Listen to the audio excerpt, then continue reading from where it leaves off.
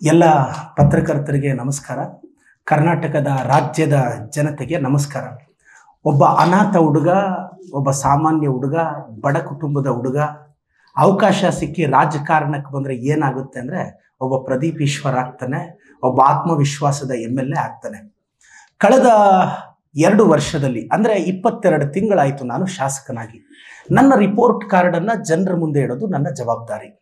ನಾನು ಚಿಕ್ಕಬಳ್ಳಾಪುರ ಕ್ಷೇತ್ರದ ಶಾಸಕ.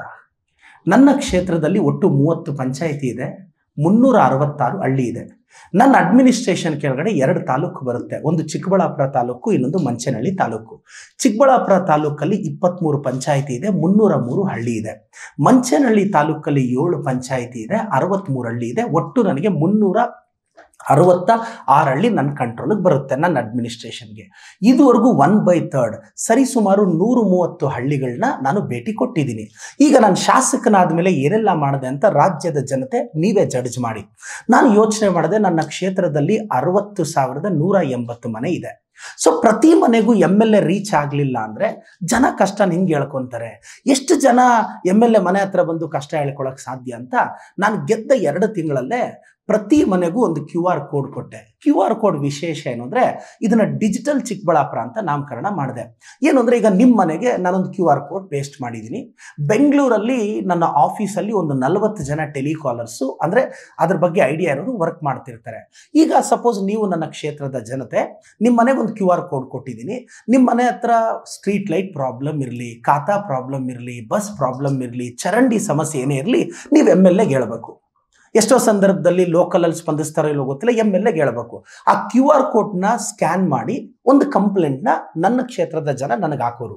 ಹಾಕಿದ ತಕ್ಷಣ ನನ್ನ ಟೀಮ್ ಏನು 40 ಜನರ ಟೀಮು ಆ ಕಂಪ್ಲೇಂಟ್ನ ರಿಸೀವ್ ಮಾಡ್ಕೊಂಡು ಡೌನ್ಲೋಡ್ ಮಾಡಿಕೊಂಡು ಸಂಬಂಧಪಟ್ಟ ಇಲಾಖೆಗೆ ಫಾರ್ವರ್ಡ್ ಮಾಡಿ 48 ಅವರ್ಸಲ್ಲಿ ಆ ಸಮಸ್ಯೆನ ಸಾಲ್ವ್ ಮಾಡೋದು. ಇದುವರೆಗೂ ನಾನು ಡಿಜಿಟಲ್ ಚಿಕ್ಕಬಳ್ಳಾಪುರದ ಮುಖಾಂತರ 5,000ಕ್ಕೂ ಹೆಚ್ಚು ಸಮಸ್ಯೆಗಳನ್ನ ಬಗೆಹರಿಸಿದ್ದೀನಿ. ಮತ್ತು ಯಾವ್ಯಾವ ಸಮಸ್ಯೆ ಹಾಕಿದ್ರು ಎಂಟೈರ್ ಡೀಟೇಲ್ಸು ಕರ್ನಾಟಕದ ಜನರ ಮುಂದೆ ಇಡ್ತಿದ್ದೀನಿ. ಜಸ್ಟ್ ಡಿಜಿಟಲಿ 5,000 ಕುಟುಂಬಗಳನ್ನ ನಾನು ರೀಚ್ ಆಗಿದ್ದೀನಿ. ಅದು ಅವ್ರ ಸಮಸ್ಯೆ, ಒಂದು ಸ್ಟ್ರೀಟ್ ಲೈಟಿಂದ, ಚರಂಡಿ ಸಮಸ್ಯೆಯಿಂದ, ಮತ್ತೆ ರೋಡ್ ಸಮಸ್ಯೆಯಿಂದ, ಮತ್ತೆ ಎಲ್ಲೋ ಕರೆಂಟ್ ವೈರ್ ಹೋಗಿರುತ್ತೆ, ಮತ್ತೇನೋ ಸಮಸ್ಯೆ ಆಗಿರುತ್ತೆ, ಇಂಥ ಪ್ರತಿಯೊಂದಕ್ಕೂ ನಾನು ಸ್ಪಂದಿಸಿದ್ದೀನಿ. ಕಳೆದ 2 ವರ್ಷದಲ್ಲಿ ಮೋರ್ ದೆನ್ 5,000 ನಾನು ಡಿಜಿಟಲಿ ಸಾಲ್ವ್ ಮಾಡಿದ್ದೀನಿ. ಈ ಡಿಜಿಟಲಿ ಸಾಲ್ವ್ ಮಾಡೋಕ್ಕೆ ನಾನು ಡೈಲಿ 2 ತಾಸು ಇದನ್ನು ಸ್ಪೇರ್ ಮಾಡೋಕ್ಕೆ ಮತ್ತು ಇವ್ರನ್ನ ಮಾತಾಡೋದಕ್ಕೆ ನನ್ನ ದಿನನಿತ್ಯದ ಜೀವನದಲ್ಲಿ ಮಿಡುಪಾಗಿಟ್ಟಿದ್ದೀನಿ. ಇದು ಮೊದಲನೇದು. ಜನ ಕ್ವಶನ್ ಕೇಳ್ಬೋದು, ಏನಪ್ಪ ಎಷ್ಟು ಜನಕ್ಕೆ ಮೊಬೈಲ್ ಇರುತ್ತೆ, ಎಷ್ಟು ಜನ QR ಕೋಡಲ್ಲಿ ನೀನು ಕಂಪ್ಲೇಂಟ್ ಹೇಳ್ತಾರೆ, ಎಲ್ರಿಗೂ ಅದು ಬರಬೇಕಲ್ಲ ಅಂತ. ಕರೆಕ್ಟ್. ಎಜುಕೇಟೆಡ್ಸ್ಗೆ ಯಾರು MLA ಬಂದು ಭೇಟಿ ಮಾಡೋಕ್ಕೆ ಕಷ್ಟ ಆಗುತ್ತೋ ಅವರಿದು ನಮ್ಮೂರಿಗೆ ನಮ್ಮ ಶಾಸಕರು ಅಂತ. ಇದು ದೇಶದ ರಾಜಕಾರಣದಲ್ಲಿ ಇಂಥ ಒಂದು ಕಾರ್ಯಕ್ರಮ ಯಾರೂ ಮಾಡಿರಲಿಲ್ಲ. ಇದನ್ನ ಮಾನ್ಯ ಮುಖ್ಯಮಂತ್ರಿಗಳು ನನ್ನನ್ನು ಅಭಿನಂದಿಸಿದ್ದಾರೆ. ಅದರ ಟ್ವೀಟ್ ಮಾಡಿರೋ ಕಾಪಿನೂ ನಿಮ್ಮ ಮುಂದೆ ಇಟ್ಟಿದ್ದೀನಿ. ಏನಿದು ನಮ್ಮೂರಿಗೆ ನಮ್ಮ ಶಾಸಕರು? ಸರ್, ಮೊದಲೆಲ್ಲ MLAಗಳು ಜನರಲ್ ಆಗಿ ಏನಾಗೋದು, ಪಂಚಾಯತಿ ಹೆಡ್ ಕ್ವಾರ್ಟರ್ಲ್ಲೂ ಕೂತ್ಕೊಳ್ಳೋರು. ಪಂಚಾಯತಿ ಹೆಡ್ ಕ್ವಾರ್ಟರಲ್ಲಿ ಯಾವಾಗ ಬೆಳಗ್ಗೆ ಒಂದು 11 ಗಂಟೆಗೆ ಸ್ಟಾರ್ಟ್ ಆಗೋದು, ಸ್ವಾಗತ ವಂದನಾರ್ಪಣೆ ಮುಗಿಯೋಷ್ಟೊತ್ತಿಗೆ 1:30 ಕಾರ್ಯಕ್ರಮ ಸ್ಟಾರ್ಟ್ ಆಗೋದು. ಆ ಪಂಚಾಯತಿ ಕೆಳಗೆ ಬರೋ 20-25 ಹಳ್ಳಿ ಜನ ಬಂದು ಅರ್ಜಿ ಕೊಡೋದು ಕಷ್ಟ ಆಗೋದು. ನಾನೇನು ಮಾಡ್ತೀನಿ, ಪ್ರತಿದಿನ ಬೆಳಗ್ಗೆ 3:30ಗೆ ಅಂದರೆ ವಾರಕ್ಕೆ 2ರಿಂದ 3 ದಿನ ನಮ್ಮೂರಿಗೆ ನಮ್ಮ ಶಾಸಕ ಮಾಡ್ತೀನಿ. 3:30ಗೆದ್ದು ಕ್ಷೇತ್ರದಲ್ಲಿ 5 ಗಂಟೆಗೆದ್ದು 6-6:30ಗೆ ಪ್ರತಿ ಹಳ್ಳಿಗೆ ಎಂಟೈರ್ ತಾಲೂಕು ಅಡ್ಮಿನಿಸ್ಟ್ರೇಷನ್ನ tahsildar, EO, food inspector, revenue inspector, surveyor, circle inspector, sub inspector 30ಕ್ಕೂ ಹೆಚ್ಚು ಇಲಾಖೆ ಅಧಿಕಾರಿಗಳನ್ನ ಒಂದು ಹಳ್ಳಿಗೆ ಕರ್ಕೊಂಡು ಹೋಗ್ತೀನಿ. ನಾನು ಹಳ್ಳಿಯಲ್ಲಿ ಯಾವುದೇ ಕಾರಣಕ್ಕೆ ಸ್ಟೇಜ್ ಹಾಕಕ್ಕೆ ಬಿಡಲ್ಲ, ವೆಲ್ಕಮು ಸೆಂಡ್ ಆಫ್ ಇದು ಯಾವುದು ಮಾಡಕ್ಕೆ ಬಿಡಲ್ಲ. ಕಾರಣ, ಒಂದು MLA ಊರಿಗೆ ಬರ್ತಾನೆ ಅಂದರೆ ನನ್ನ ಕಾರ್ಯಕರ್ತ ಅವ್ನು ಕೂಲಿ ಮಾಡಿ ಎತ್ತಿಟ್ಕೊಂಡಿರೋ ದುಡ್ಡಲ್ಲಿ ಸ್ಟೇಜ್ ಹಾಕ್ಸೋಕ್ಕೆ ಅಂತ ಕಾಸು ಖರ್ಚು ಮಾಡ್ಕೊಂಡ್ಬಿಡ್ತಾನೆ. ನನ್ನ ಕಾರ್ಯಕರ್ತನಿಗೂ ಹೊರೆ ಆಗಬಾರ್ದು, ಮತ್ತು ಜನಸಾಮಾನ್ಯರಿಗೂ ಹೊರೆ ಆಗಬಾರ್ದು. ಸಿಂಪಲ್ ಆಗಿ 30ಕ್ಕೂ ಹೆಚ್ಚು ಇಲಾಖೆಯ KS ಅಧಿಕಾರಿಗಳನ್ನ ನೆಲದ ಮೇಲೆ ಅವ್ರ ಜೊತೆ ನಾನು ಚಾಪೆ ಮೇಲೆ ಕೂತ್ಕೊಂಡು ಇದುವರೆಗೂ 130 ಹಳ್ಳಿಗೆ ಹೋಗಿ ಪ್ರತಿ ಹಳ್ಳಿಯಲ್ಲಿ ಸ್ಮಶಾನಕ್ಕೆ ಜಾಗ ಇಲ್ವಾ, ಸರ್ವೆ ಪೆಂಡಿಂಗ್ ಇದೆಯಾ, ಆಧಾರ್ ಕಾರ್ಡ್ ಅಪ್ಡೇಷನ್ ಇದೆಯಾ, ಇಲ್ಲ ಫುಡ್ ಪೆನ್ಷನ್ ಬರ್ತಾ ಇಲ್ವಾ, ಇಲ್ಲ ಓಲ್ಡ್ ಪೆನ್ಷನ್ ನಿಂತೋಗಿದೆಯಾ, KYC ಪ್ರಾಬ್ಲಮ್ ಇದೆಯಾ, ಇಲ್ಲ ಏನಾದರೂ ನಿಮ್ಮದು ಜಮೀನು ತಕರಾರು ಇದೆಯಾ, ಅಷ್ಟು ಡೀಟೇಲ್ಸ್ನ ತಾಲೂಕು ಕಚೇರಿನ ಕರ್ಕೊಂಡೋಗಿ, ನಾಡ ಕಚೇರಿ ಲ್ಯಾಪ್ಟಾಪು ಪ್ರಿಂಟೌಟು ತಗೊಂಡೋಗಿ 100 ಸಮಸ್ಯೆಗಳನ್ನ ಪರಿಹರಿಸಿದ್ದೀನಿ. ಈಗೊಂದು ಪ್ರಶ್ನೆ ಬರುತ್ತೆ, ನೀವು ಊರಿಗೆ ಹೋಗ್ಬಿಟ್ಟು ಏನೋ ಸಾಲ್ವ್ ಮಾಡಿಬಿಡ್ತೀರಾ? ಅವ್ರು ಕೇಳಿದ್ದೆಲ್ಲ ಕೊಡಿಸಿದ್ದೀರಾ? ಎಸ್. ಯಾವ ಸರ್ವೆ ಕೇಳಿದ್ದೀರೋ ಸರ್ವೆ ಮಾಡಿಸಿದ್ದೀನಿ. ಸ್ಮಶಾನದ ಒತ್ತುವರಿನ ತೆರವುಗೊಳಿಸಿದ್ದೀನಿ. ಒಂದು ಆ ಊರಿಗೆ ರಸ್ತೆ ಬೇಕು, ಚರಂಡಿ ಬೇಕು ಅಂತ ಕೇಳಿದ್ದು ಅದಕ್ಕೆಲ್ಲ ಅನುದಾನ ಹಾಕಿದ್ದೀನಿ. 37 ಕೋಟಿ ಅನುದಾನ ನಾನು ತಗೊಂಡು ಹಾಕಿದ್ದೀನಿ. ಆರ್ಡರ್ ಕಾಪಿ ಕೂಡ ನಿಮ್ಮ ಮುಂದೆ ಇಟ್ಟಿದ್ದೀನಿ.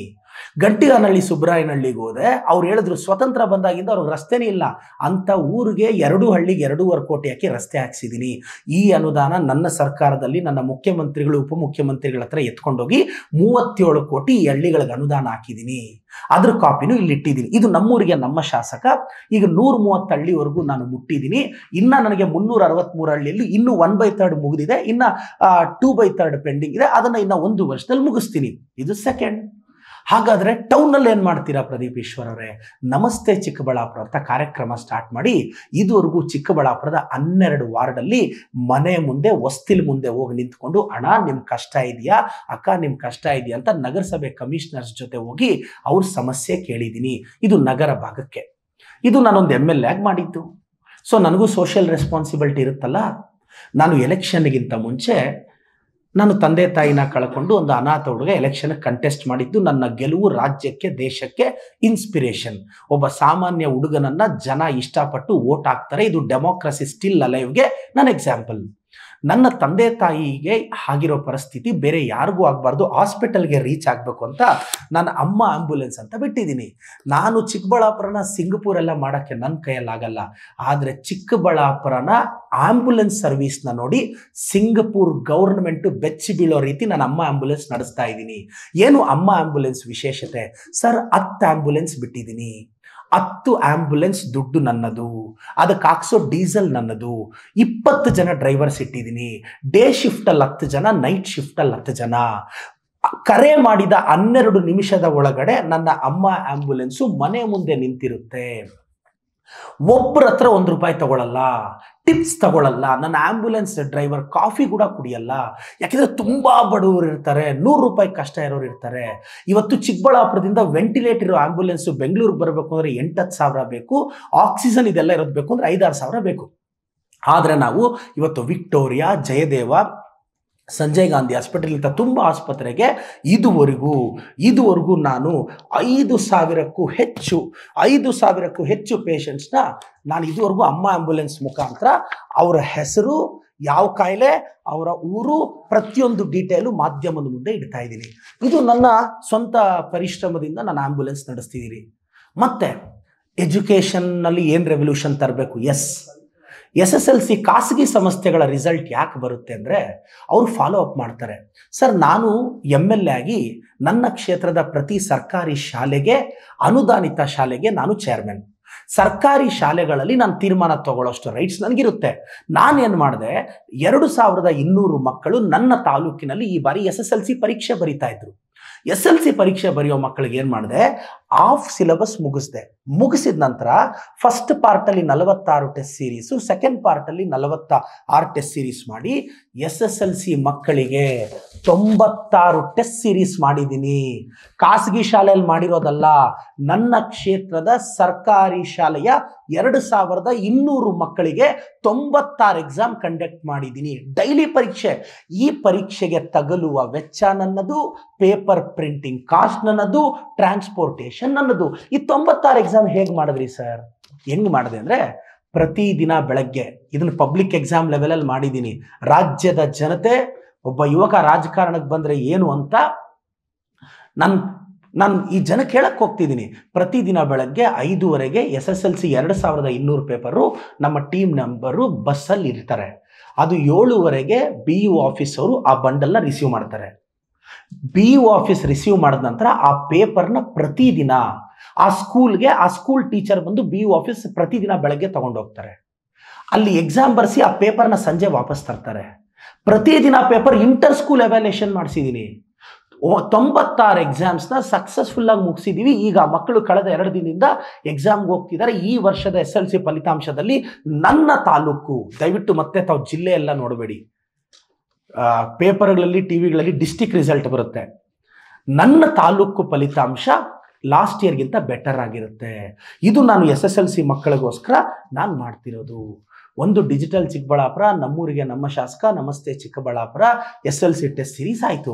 ನನ್ನ ಕ್ಷೇತ್ರದ ಮಕ್ಕಳಿಗೆ 650 ಮಕ್ಕಳಿಗೆ ಉಚಿತ CET ನೀಟ್ ಕೋಚಿಂಗ್ ಕೊಟ್ಟಿದ್ದೀನಿ.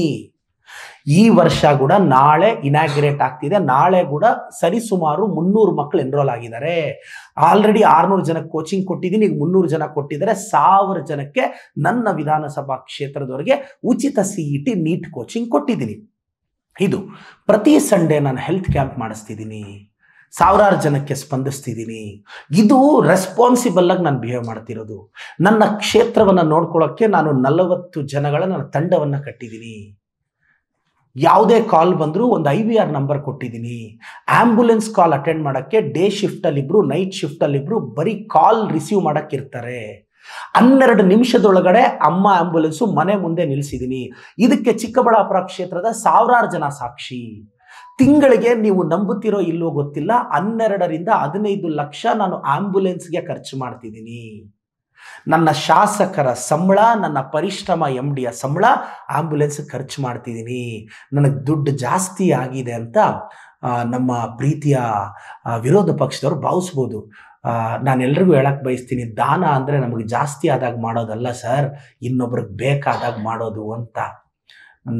ನನ್ನ ಕಾರು ಮನೆ ಮೇಲೆ EMI ನಡೀತಾ ಇದೆ, ಆದರೂ ನಾನು ದುಡ್ದಿರೋದ್ರಲ್ಲಿ ಅಮ್ಮ ಆಂಬ್ಯುಲೆನ್ಸು, ಟೆಸ್ಟ್ ಸೀರೀಸು, ಮಕ್ಕಳಿಗೆ ಸ್ಕಾಲರ್ಶಿಪ್, SSLC ಓದೋ ಪ್ರತಿ ಮಗುಗೂ 1000 ರೂಪಾಯಿ ಸ್ಕಾಲರ್ಶಿಪ್ ಕೊಡ್ತೀನಿ. ಯಾಕೆಂದರೆ ಅವ್ರು SSLCಗೆ ಬಂದಾಗ ಸರ್ಕಾರಿ ಶಾಲೆ ಮಕ್ಕಳು ಒಂದೊಳ್ಳೆ ಗೈಡ್ ತಗೋಬೇಕು ಅಂತ ಆಸೆ ಇರುತ್ತೆ. ಮನೇಲಿ ಪಾಪ ಅಪ್ಪ ಅಮ್ಮ ಕೂಲಿ ಮಾಡ್ತಿರ್ತಾರೆ, ಯಾವುದೋ ಓದ್ಕೋಗಮ್ಮ ಅಂತಾರೆ. ನಾನು ಇದುವರೆಗೂ 7,000 ಮಕ್ಕಳಿಗೆ ಕಳೆದ 3 ವರ್ಷದಿಂದ 1000 ರೂಪಾಯಿ ಸ್ಕಾಲರ್ಶಿಪ್ ಕೊಟ್ಟಿದ್ದೀನಿ ನನ್ನ ಸ್ವಂತ ಪರಿಶ್ರಮದಿಂದ. ಇದು ನನ್ನ ರಿಪೋರ್ಟ್ ಕಾರ್ಡ್. ನಾನು 5,000ಕ್ಕೂ ಹೆಚ್ಚು ಡಿಜಿಟಲಿ ಸಾಲ್ವ್ ಮಾಡಿದ್ದೀನಿ. 130 ಹಳ್ಳಿಗಳನ್ನು ಅಧಿಕಾರಿಗಳ ಜೊತೆ ಭೇಟಿ ಕೊಟ್ಟಿದ್ದೀನಿ. ಚಿಕ್ಕಬಳ್ಳಾಪುರದಲ್ಲಿ 12 ವಾರ್ಡು, ಮಂಚೇನಹಳ್ಳಿಯಲ್ಲಿ ವಾರ್ಡ್ ನಂಬರ್ 5 ಅಂದರೆ 1 ವಾರ್ಡು ಮುಗಿಸಿದ್ದೀನಿ. ಸಾವಿರಾರು ಅರ್ಜಿಗಳು ವಿಲೇವಾರಿ ಮಾಡಿದ್ದೀನಿ. ಇಷ್ಟೆಲ್ಲ ಹೇಳಿಬಿಟ್ಟೆ, ಗ್ಯಾರಂಟಿಗಳಿಗೆ ದುಡ್ಡು ಹೋಗ್ತಿದೆ ಪ್ರದೀಪ್, ಅನುದಾನ ತಗೊಂಡೋಗಿದ್ಯಾ ಅಂತ. ಮಾನ್ಯ BJP ಅವರೇ, ನಾನು ಏನು ಅನುದಾನ ತಗೊಂಡೋಗಿದ್ದೀನಿ ಅಂತ, ಇದು ನಾನು ಅನುದಾನ ತಗೊಂಡೋಗಿದ್ರ list, order copies with proof. ನಾನು ಗಾಳಿಯಲ್ಲಿ ಗುಂಡು ಹೊಡಿತಾ ಇಲ್ಲ. ಇದನ್ನ BJP ಆಫೀಸ್ಗೆ ಇದು ಮುಗಿದ ನಂತರ ಕೊರಿಯರ್ ಮಾಡ್ತಾ ಇದ್ದೀನಿ. ಏನು ನಾನು 37 ಕೋಟಿ ಅಂತ ಏನು ಹೇಳಿದೆ, ಅದರ ಆರ್ಡರ್ ಕಾಪಿ ಇದೆ. ಅದ್ರ ಜೊತೆ ಗ್ಯಾರಂಟಿಗಳ ಮುಖಾಂತರ 44,473 ಗೃಹಿಣಿಯರಿಗೆ ನನ್ನ ಕ್ಷೇತ್ರದಲ್ಲಿ ಗೃಹಲಕ್ಷ್ಮಿ ಹೋಗ್ತಾ ಇದೆ. ಲಾಸ್ಟ್ ಅಕ್ಟೋಬರ್ಗೆ, according to official data, last ಅಕ್ಟೋಬರ್ಗೆ ಬರೀ ನನ್ನ ಕ್ಷೇತ್ರಕ್ಕೆ ನನ್ನ ಸರ್ಕಾರ 88,95,06,000 ರೂಪಾಯಿ ಕೊಟ್ಟಿದೆ. ಇನ್ನು November, December, January, February Gruhalakshmi add ಮಾಡಿದ್ರೆ ಆನ್ ಅಂಡ್ ಆವರೇಜ್ ಇನ್ನೊಂದು 50 ಕೋಟಿ ಜಾಸ್ತಿ ಆಗುತ್ತೆ.